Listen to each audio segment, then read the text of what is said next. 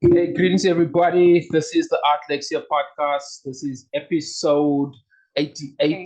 I'm Wesley Pepper. And this is Siza Nkosi. Yeah, man. And before we get started today, like we have a very cool guest today. Really looking forward to it. Like very exciting. And as you know, just a back up on last week's episode. Thanks to Raphael for coming through. Last week's episode was actually quite emotional. I know from recording because we spoke about so many different things. So big up my brother for coming through for that. Also, that was really good. And yeah, man, we always gotta bring up. Please like, subscribe, and comment to this channel. It's on YouTube, and our Facebook page is actually up and running now. But I fixed it up the other day, proper. Yeah, that's really good. Yeah, Siza. Please check it out. And also, thank you for everybody who's following. The page. We're really grateful. And yeah, last week's episode, it was about poetry. We had to get emotional, so that's what it was. And today we are joined by our brother, Andile Mngxitama. And I don't know how to introduce him, but I don't think he needs an introduction really. But what I know is he's not like a politician, eh? So, Andile, we're very happy that you are joining us I think there's a lot of reasons why, we considered you as a guest. Because we miss you, we haven't seen each other in a while. You know how long back we go, like we met in Soweto, native rebels, and you've always been there. Interesting, obviously, but like we love you, and you're pushing the Black love narrative. We love it. Black love, because that's what we are about. Yeah, Black excellence, Black love. Yeah. So hashtag just remember to use that hashtag. You can actually make it a thing now. It's necessary, and nobody epitomizes that more than the brother beside. So, firstly, how are you doing? I see you in your car. You're driving. Oh yeah, you on the road actually. On the road somewhere. Yeah. How are you, Andy? Welcome. Yes. I'm good. Thanks for the invite and the good inspirational introduction. Yes, I'm on my way to Potchefstroom to see my mom. She's not doing so well. But yeah, I'm glad to be here to talk to you both. I haven't seen you in a long time. My brother and my sister. No, I give thanks, King, and thanks for coming to this platform, man. So, like this is we talk a lot of Black excellence here. We talk a lot of processes behind art, behind creatives. We interested in documenting that, the processes behind why somebody's doing what they're doing. But we're also talking a lot about entrepreneurship, and like we're actually in an interesting space now in this post-pandemic world, where entrepreneurship and data and tech has really become quite integral part of our lives. So my brother, like before, like just so our guests get to know you, like can you just give us a brief little bit about yourself, where you're from, and that type of thing, and then from there we'll just unpack everything and we'll just run for it. So for somebody, if they're going on, if they're going on Google and then they see your Wikipedia page, what would you like them to read about yourself? I was born and raised on a farm. In fact, I'm a number of white-owned farms in the Potchefstroom area. So I'm a farm boy, basic. And then I went into a township high school. I only went to this township at high school level, and then I did my post-matric education at Wits University, where I did sociology into master's degree. And the recurring theme of my life has been the land question. I studied sociology. I did my master's research on the land question. And after I worked on the land NGO, where we started the Landless People's Movement, which is basically a movement that is driven to return the land of our people. So my politics, which are Black consciousness, and it's an interesting story about how I got into Black consciousness at high school. Always Black Black love, as you say, which I consider a revolutionary proposition, in a world which hate us, in a world which has made us hate ourselves and internalized self-hate. The position of self-love is itself a very revolutionary proposition, Sure. which the enemies of Black people, the enemies of what you're trying to do, Black excellence and so on, find difficult to deal with, and we are encouraged to self-hate. Yeah. But yeah, my whole political thing is about self-love and self-liberation and Black consciousness. Some people call me Deputy Biko because I am so big with Steve Biko.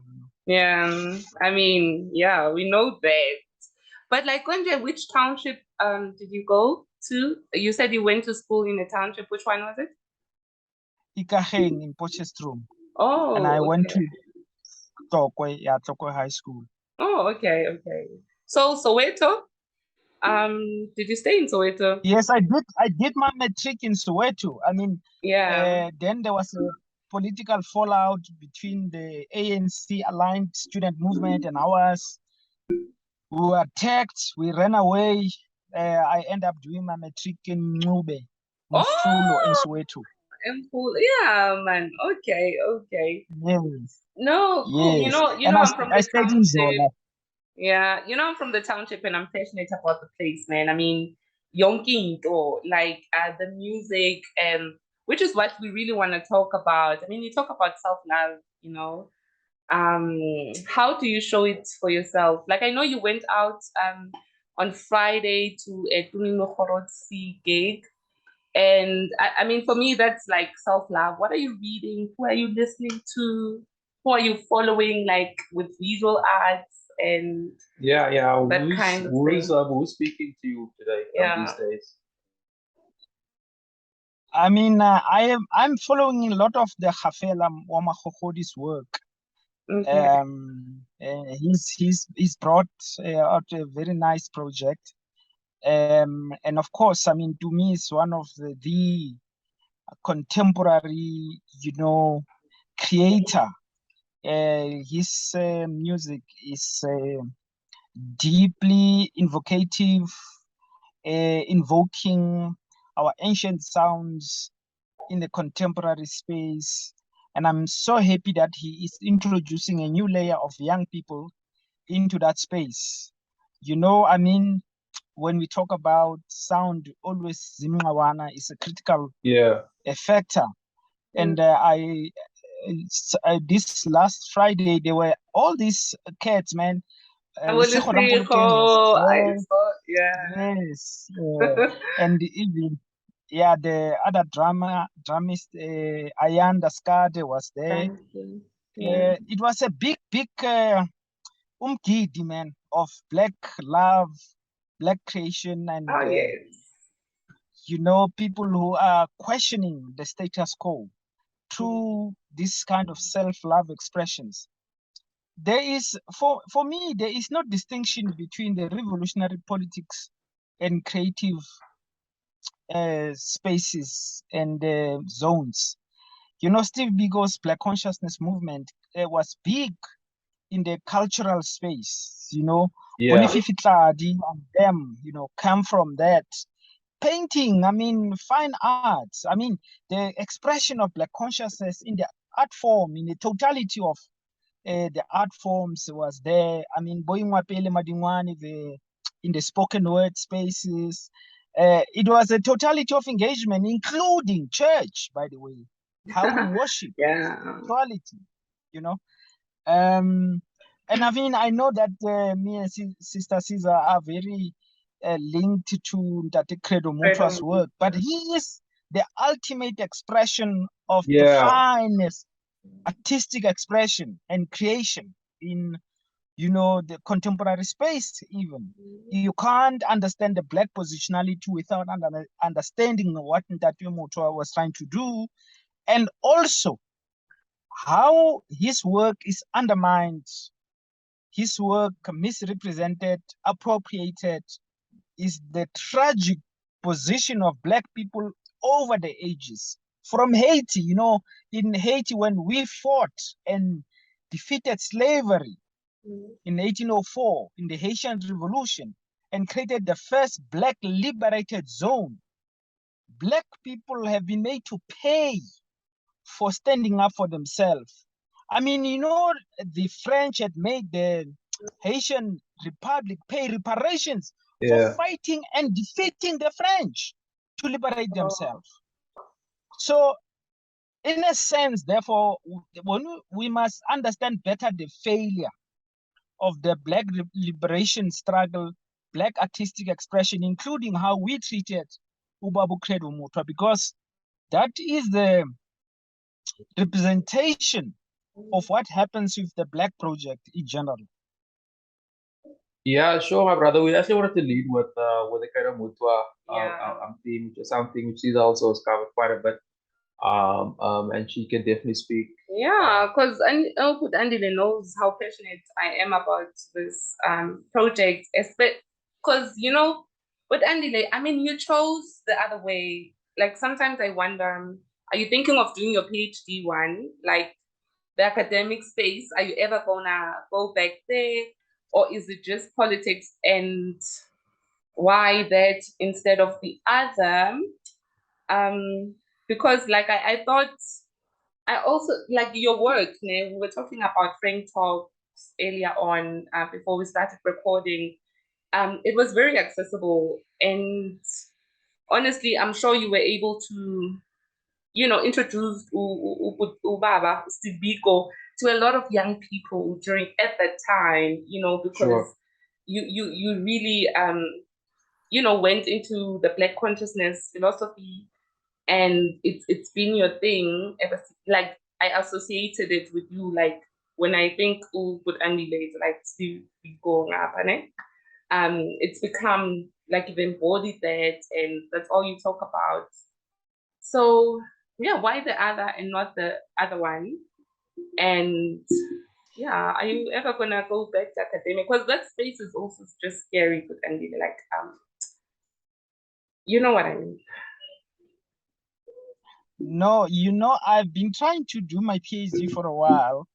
I have, you know, went back to Wits and I tried to register there.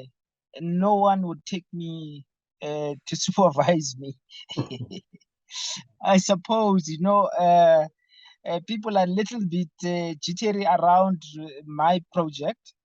And I am considering actually doing it with UNISA, my PhD. I know there are a few radical scholars there will be able to, you know, take me through that journey. And will it be around the land question? Not really. I mean, I have a big intellectual unsettled score with white sociology in South Africa. The whole scholarship that claimed to speak about history from below. It was a huge neo-Marxist scholarship which influenced the totality of the South African liberal arts. It is racist, it is anti-Black. So I am thinking of doing a challenge epistemologically in terms of how South African sociology has emerged and reproducing whiteness while sometimes appropriating the Black spaces, such as the claim to do history from below. So that is my thinking right now. I like to do my PhD on precisely that, to question the whole development of a hegemonic scholarship, which claims to be progressive, but in fact reproducing whiteness in our universities. So we will see if that will be acceptable. Oh, yeah, no, wish you all the best. I hope it. I hope it works out. Yeah. I hope it works out. Yeah, and it sucks that like you say, you don't have a supervisor. Like, what's that about? Are our people not learned to supervise? Like, what's that about? Or why can't you find a supervisor? Well, it's people who I mean, like at Wits, I spoke to people in sociology, to people in history. I even tried anthropology a little bit. There's a young layer of black academics, some of them been given high positions, but don't have control over the very same department they supposedly run. So they keep on looking backwards to what the white establishment says. And so somebody like myself, I mean, at Wits, I've been banned 3 times. Yeah, I think I've Wits is read my about alma mater. It's where I started. They banned me 3 times from addressing the university students when they invited me there. So there is a rather major attack on the kind of work that I do and what I represent. In fact, I am declared a persona non grata in these institutions of higher learning, particularly the liberal universities. And this is a very interesting trend because there was a time they were yeah. Could you just describing explain my that a little work. bit? Yeah, could you just like elaborate on that point a bit more? On this point of my exclusion from the white liberal institutions. Yeah. Yes, it is a very strange thing because there was a time I was their darling, I used to be invited to conferences and all that stuff because they did not yet understand where my project was going. They thought that I was just criticizing the ANC, and to the extent that I was criticizing the ANC government, they thought that I was on their side. Meanwhile, my critique of the ANC is just transitory. I am actually moving towards critiquing whiteness. The ANC is just a bodyguard of the white project. So my fight with the ANC is secondary to the fight with whiteness. And once they discovered that I was actually fighting whiteness, I was excluded. There was a time I was writing for the City Press, for the Sowetan, for the Mail and Guardian, and I was getting paid. I was getting paid good money. I mean, you have no idea. Well, All these publications.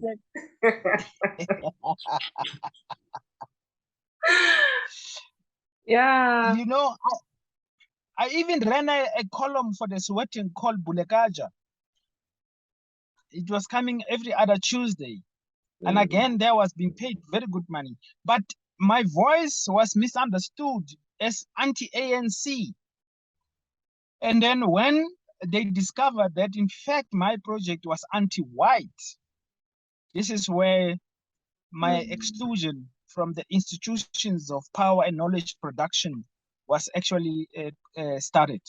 Interesting. It's very interesting because, I mean, the political history of this country, like the whole thing with universities, since Abo Nkoputitiro, and then there was June 16, that like there's something, and I mean, there's something special about what we call our AMA 2000. I mean, I love them to life, but it's a very interesting generation. And just what do you think? Like, I don't know, what do you think? Are they even interested? Because I kid you not, I do teach a couple of young people, né? And then it was after June 16, a day after the holiday this year. I asked them, guys, do you know what June 16 was about? They're like, no, we have no idea. I'm like, exile. They're like, no, never. What's that? What are you talking about? Like, do you think we including them, or we are passing, like, I don't know, showing black love towards them even at all? Because a lot is happening around that, and mental health, a lot. AMA 2000 a manifestation of the failed liberation project that we undertook. They are rebellious, directionless, and often displaying the anomalies of a post-colonial decay. decay of ideology, of culture, decay of self-identity, and that rebelliousness is really, as in my view, an expression of degeneration of a people. We are a degenerated people. We do not have a value system. We do not have an agenda. We don't give our children hope and guidance. They really, raising themselves up in the world, which is anti-Black. And that is why the best of them end up in nyaope and drugs and this kind of, antisocial, if you like, behavior, because the smart amongst them have a clear sense that there's no future here. Yeah. And that's why they check out. Yeah. And that's why they check out. And I mean, and so we need to, yeah.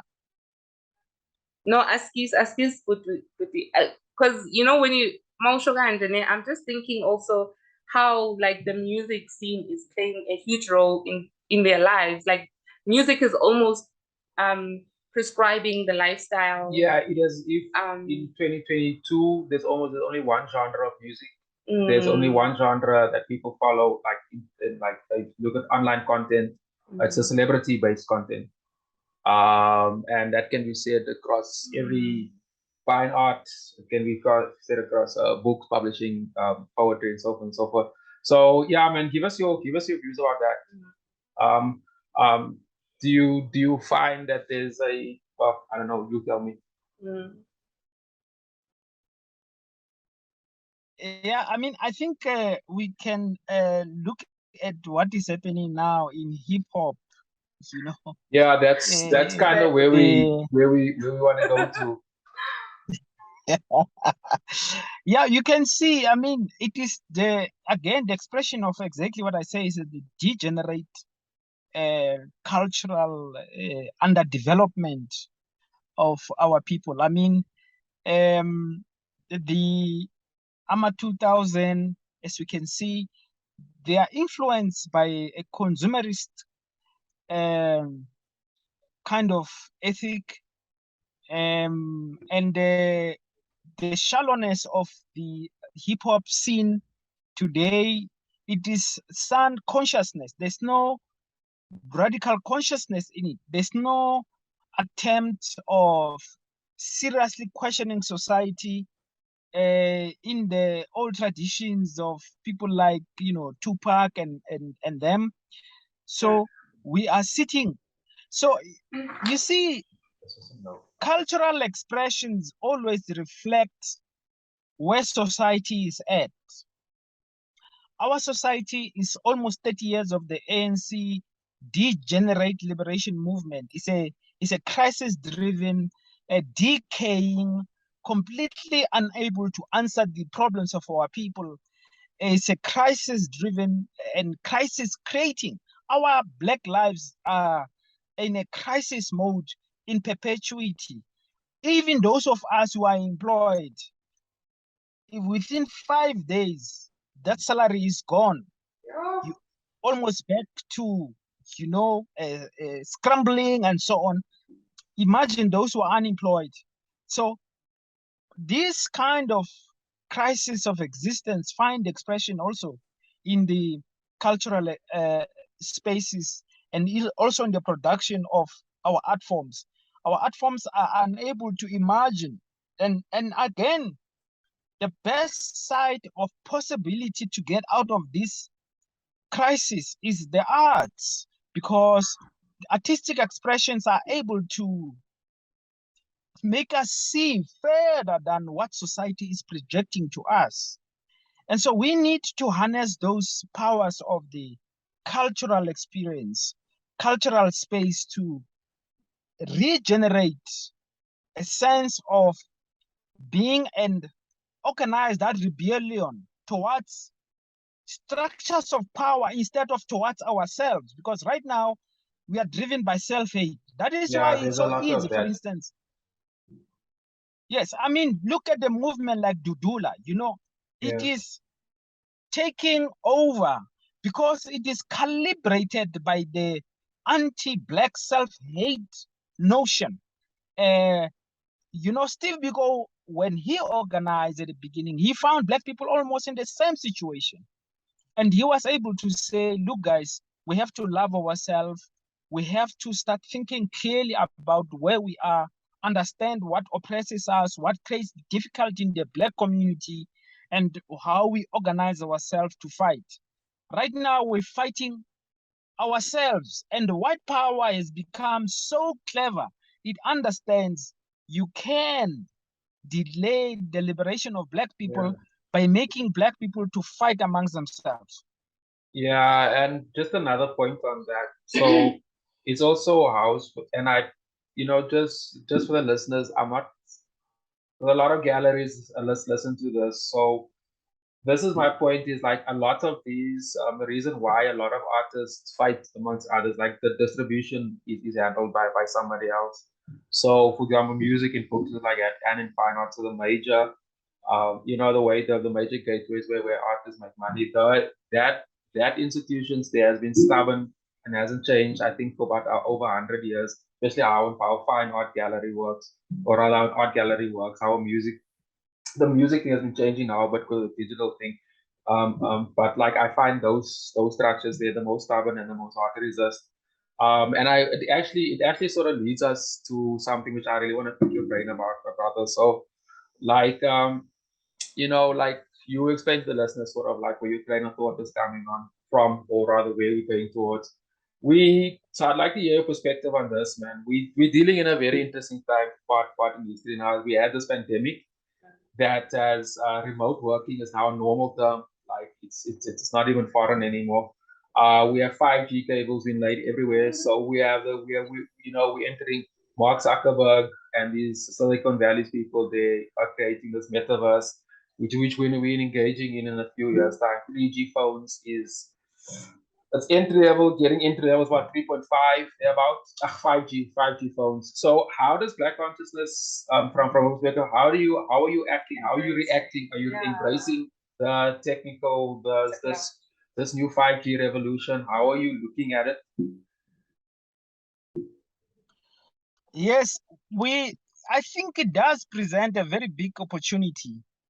In as far as we can eke out our own spaces within that whole, development, where communication, emitting of images, of sound, of words can be done autonomously. In other words, we can create our own universe, which is controlled by ourselves. Like you mentioning the whole, gallery situation, which is the circulation of white capital. And it reduces the producer into a worker who must produce for the master, who takes all the money, and you as the producer, you just simply get a little bit. This is true with the book production, which is my space. In South Africa, if you get 16% cut from your book sales, you're one of the highly paid. They give us about 6%, man. Imagine all the rest of the money goes to the book publishers, to the distributors. You are simply a small worker who's highly exploited. And that is why in South Africa, as a writer, it's very difficult to earn a living from writing. It's only a few white, highly paid male writers who can make a living out of also the international circulation of their works. But in South Africa, workers are slaves. Writers are slaves. Now, the new technological forms allows us the possibility to control our produce, as it were, but we need to find each other with those who are advanced in the same, technological space, the producers, of works, we must work together to make sure that we produce an independent space where we control the value chain from production of words to the distribution of our works. It can be done today. It can be done today. It can be. We must just be better organized. It can be done, and like on this platform, my brother. Thank you for saying that. Firstly, thank you for saying that.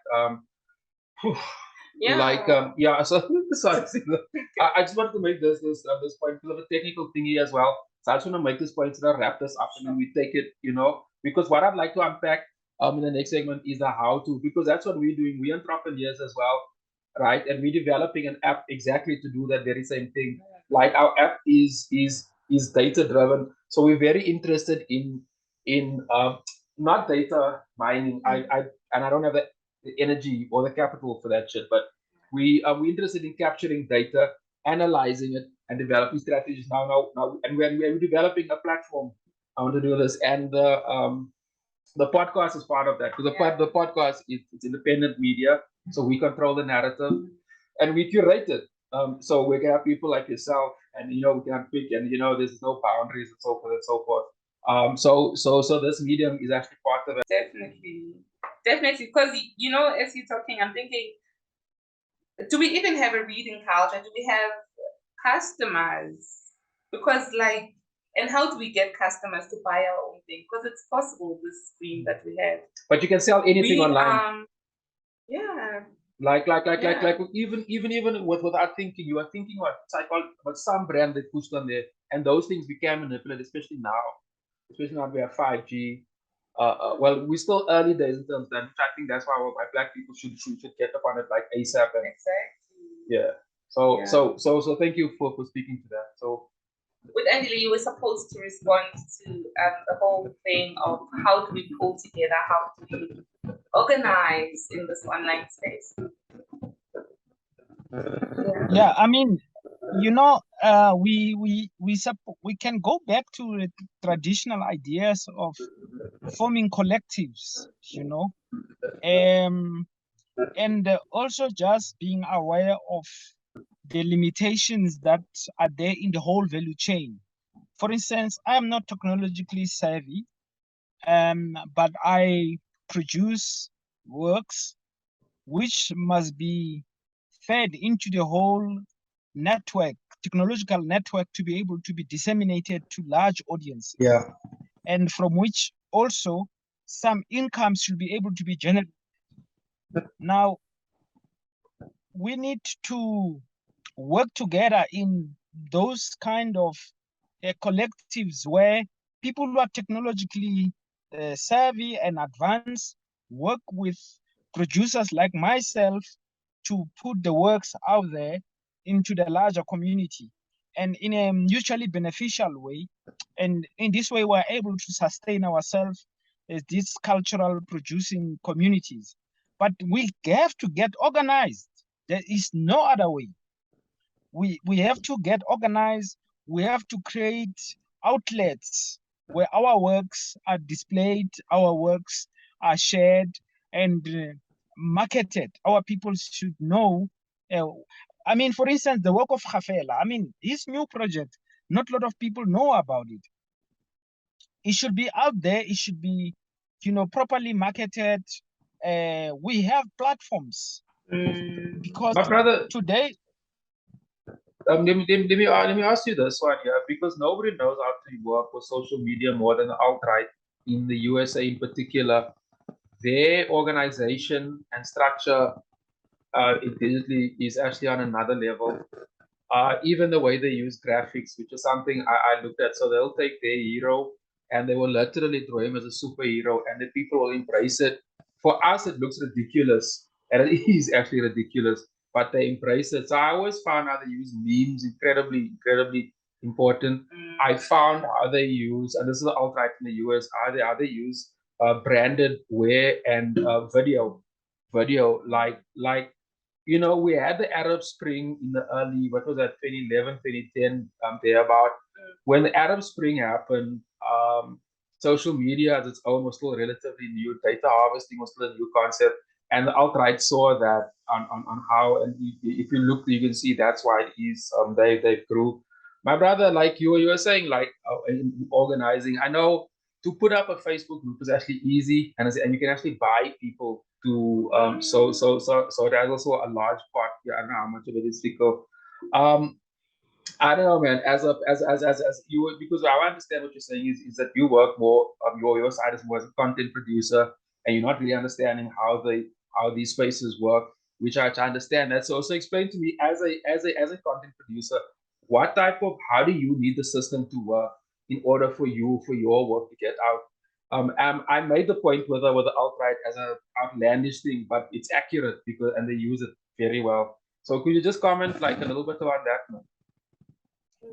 So I think the first thing we need to do basically is to have a virtual workshop where we outline the whole value chain so that everybody is aware, from content production to redistribution, how it works and how it is changing and how we can benefit from it. There is a huge illiteracy in the cultural production spaces around how we can calibrate the contemporary means which are available to elaborate our works and to disseminate our works and to also generate income from the same. So the first thing that we need to do is education. So I'm challenging you, my brother and sister, to put out a day where we get introduced to these contemporary forms of dissemination of information, of marketing our work, and how we can also get the remuneration from the works that we do using existing platforms. I'm saying there's a huge illiteracy. It is overwhelming for an individual like myself who is not so clued up technologically. I mean, I'm trying, for instance, to start a podcast myself. I'm thinking very hard about how to go about doing it. But I'm sure we can even start there, how to set up a podcast.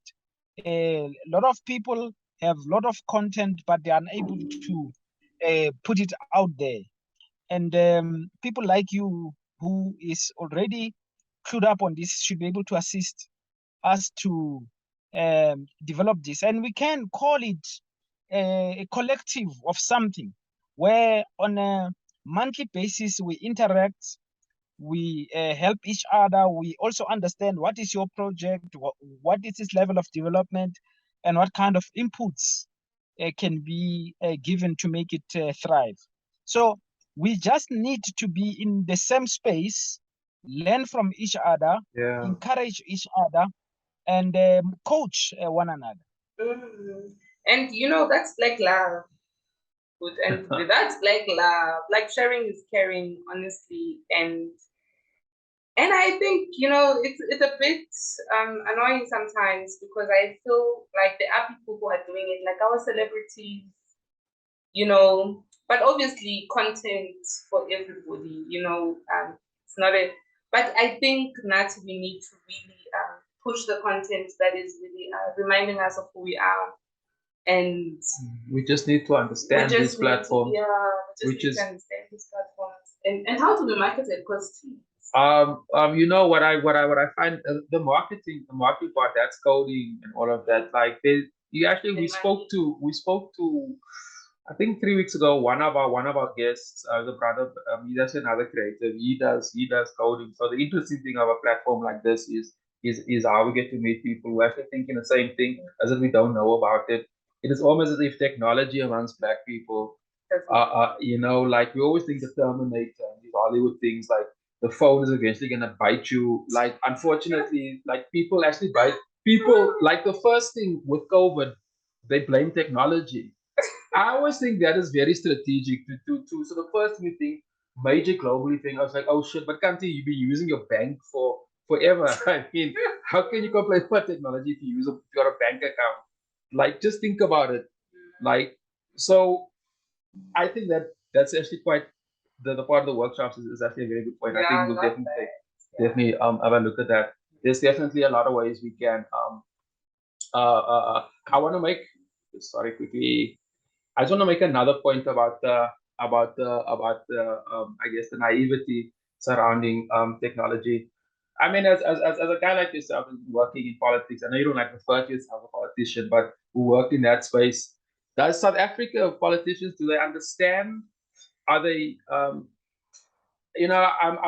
don't really want to point fingers at this or that or that or that, but like, I mean, does our government understand the value behind technology? I know it's a bit of a pushy question, man, but I actually would like to know. Why don't we have free Wi-Fi? Yeah, why aren't they looking at things? Data is so expensive. Why are we still paying so much for data? Yeah. Why isn't laptops going for like under 1,000 rand?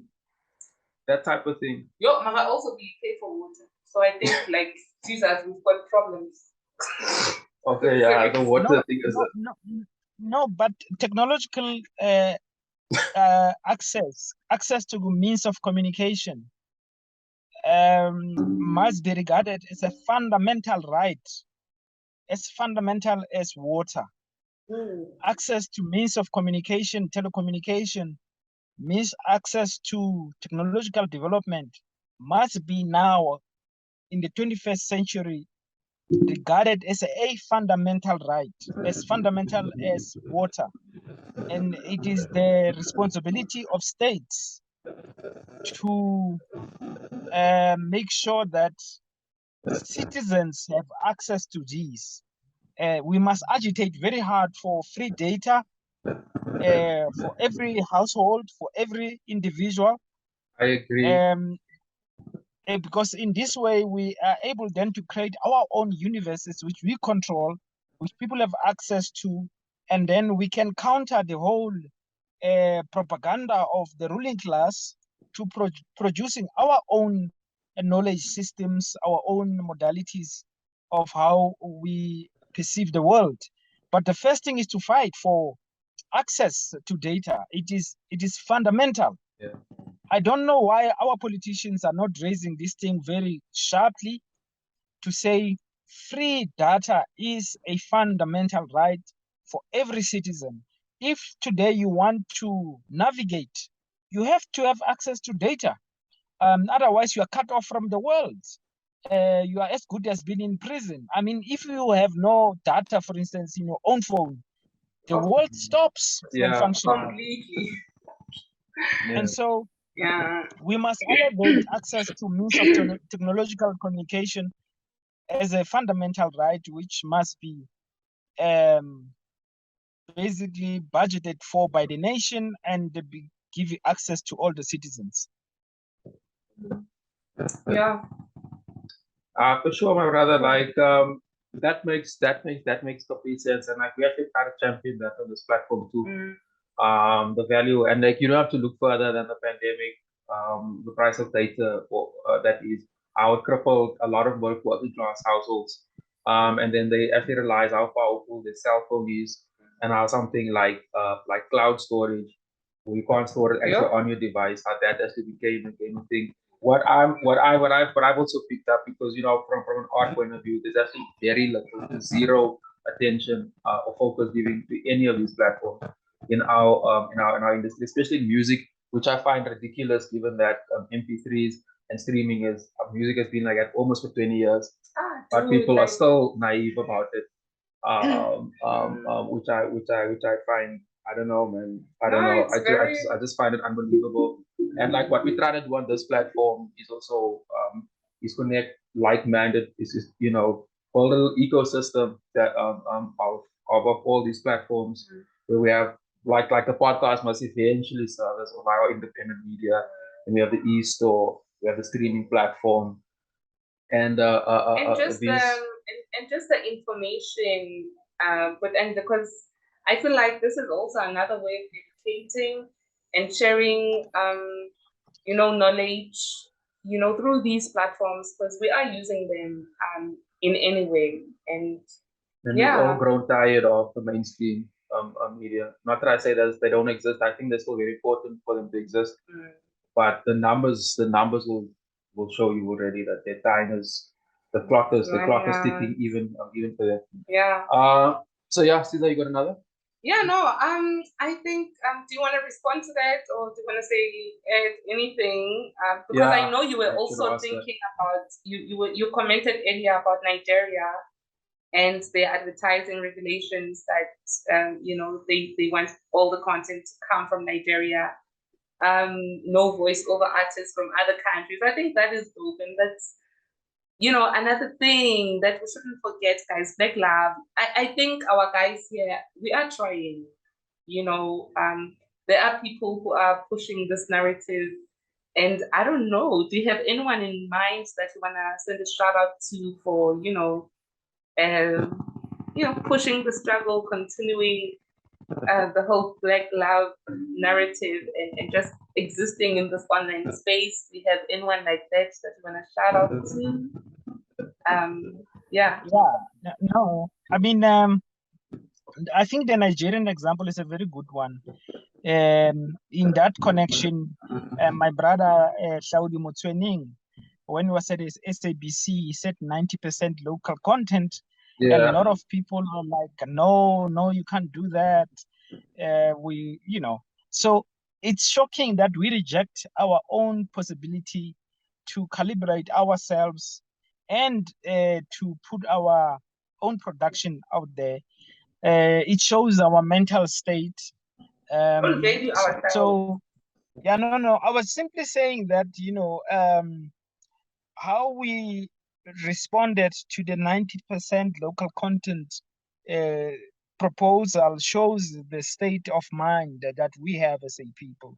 And you know what white capital has done? If you look at what DSTV has done, it has gone into these black spaces, and it is using mostly the degenerate lives of black people, put them out there for consumption in the most destructive ways.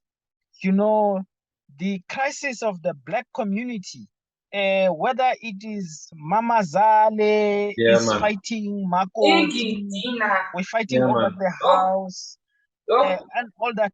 This is the content produced in a reactionary fashion to make us laugh at ourselves, at our crisis, to basically entrench some of the most backward ideas about women, about ourselves, because we fail to turn local content into a progressive self-reflection project, which can be and which must be. We have to find ways in which we reproduce black images which are self-affirming. But the white project controlled by DSTV is destroying further. And our stories, our stories, we are our world, Exactly. Our stories are our world. They are capitalizing. They have monetarized the black crisis created by the white system. And then it is produced and fed back to us. And we are consumers of this negative stereotyping, negative reproduction of the self of the black project. It is an ideological project. It is well thought out project to turn our gaze away from understanding ourselves and understanding why we are in this position and who created the conditions where black people live the way we do. It is a very clever strategy.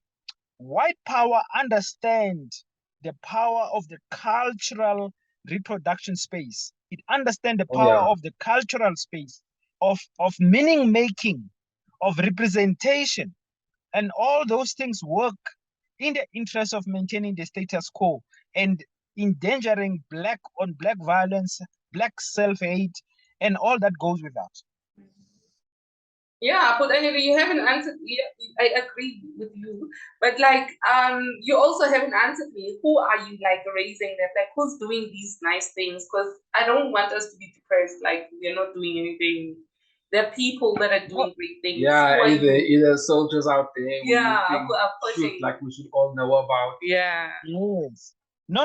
There are a lot of spaces that are creating a positive self-image. I mean, just like the Tumi Mkhorosi project, for instance, where we met when he launched it. I mean, music, I think, again, it is the most advanced form of self-realization. And music has always been there to serve the Black project. In fact, people like Nkosi was arguing even then that Black music in South Africa was much more advanced than even the literary form of expression. And it was much more progressive. And I think it is still true in many ways today. If you look at our writers, they still write from within the place of oppression, basically reproducing the same stereotypical problems that we have. And the musical expression and these spaces of hip hop where they pop up, they always have questioned seriously the status quo. So we need to find those spaces, find those creatives who are questioning, and they are marginalized, but they are there. I mean, I know, for instance, in Tshwane, there was a project called Black Labone, where Black people come on every Thursday to recreate our. Basically, we know Black people live in a social death situation, but we recreate life in those zones when we are together and producing and creating and loving each other. And that's what sustained us since time of slavery. We have to maintain that and be deliberate about it. Introduce even the younger generation to these art forms and make sure the consciousness is correct. Our people need to know what is going on, and we have to be those educators. And the best way to educate is to bring stuff into the cultural space, because then it is assumed, it's consumed, it is reproduced. I mean, look at the 70s, how Steve Biko and them went deep into the cultural space. It was big culturally. I mean, if we think about the fine arts at the time, people were producing works which questioned the status quo, affirming Blackness, about creating Black power. This was across the art forms, and we must go back to that. The art is going to save us. There is no other way. We say that a lot. We say that a lot on here. And it's healing, it's another way of healing, because I think art is also like a prayer. It's also just an energy that like, it's an affirmation of some sort. And speaking of which, with Andile, PLF, do you have an artist, like, like how, like, for example, ANC used to have Tony and other yes, revolutionary party. Do you have Yes. No, we do have. We have amazing. We have amazing hip hop artists in Cape Town. Siza Mngxitama, and they had a project called the Jargon Music. These brothers are doing it, man. And so, but we also just supporting where Black people create. We try to promote.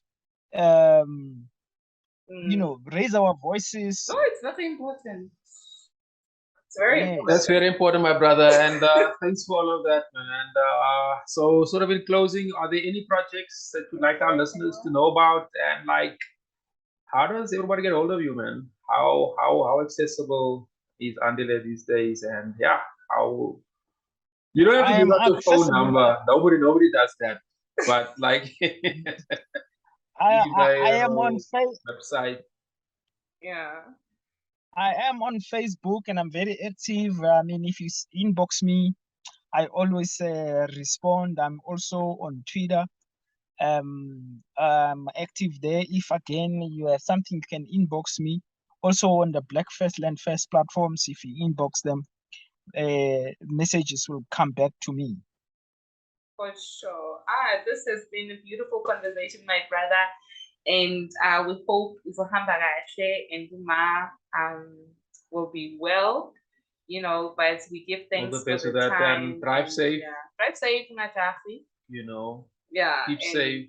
Yeah. Thank you. Thank you. Thank you for coming through, my brother. This Yeah. episode will go live in about 2 weeks' time. Yeah. In about And 2 we'll weeks. communicate with you before then. And to the listeners, man, thanks for everybody. Remember, subscribe, like, subscribe, and comment, engage us, guys. engage. That's why Like we also, this, we like these things. Yeah. These things make us feel better as people. Yeah. And keep clicking the subscribe button because we need to grow the audience. We know we are pushing hashtag Black Love. That's the thing. Yeah. And look forward to more dope ass content, man. Thanks, Andile, for coming through, my brother. This has been fantastic. Sure. So much love for you, brother. And yeah, take it easy. Keep safe. One love, my king. Hola. Thank you. Amandla. Amanda.